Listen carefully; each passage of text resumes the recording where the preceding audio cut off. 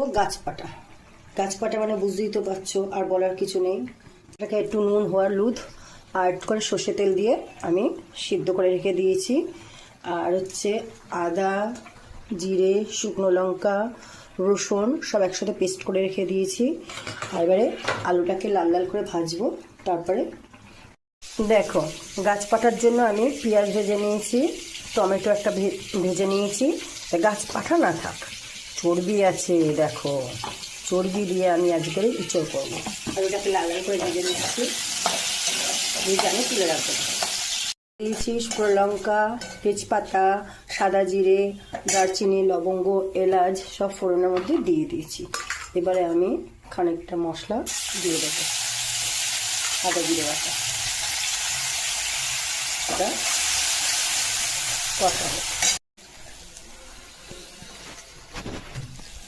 কিছুটা চর্বি নিয়ে আমি তেলের মধ্যে দিয়ে দিলাম, আর জিরে গুঁড়ো, ধনে গুঁড়ো আর ভাজা মশলাটা, বাটা মশলাটাকে দিয়ে দিলাম। পেঁয়াজ আর টমেটো যেটা পেস্ট করেছি।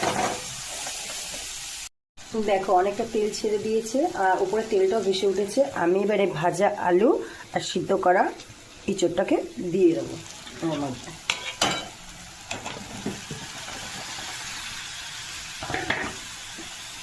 এবারে সুন্দর করে কষাবো। দেখো আমার ইঁচড়টা কষা হয়ে গেছে। হ্যাঁ, তেলটা দেখা যাবে না যেহেতু আমি অল্পই তেল দিয়েছি, চর্বিটা আছে না ওই জন্য। দেখো তলায় কিন্তু আমার তেলটা বেরিয়ে গেছে। এবারে আমি গরম জল করে রেখেছিলাম, ওই গরম জলটাকেই দেব। ব্যাস,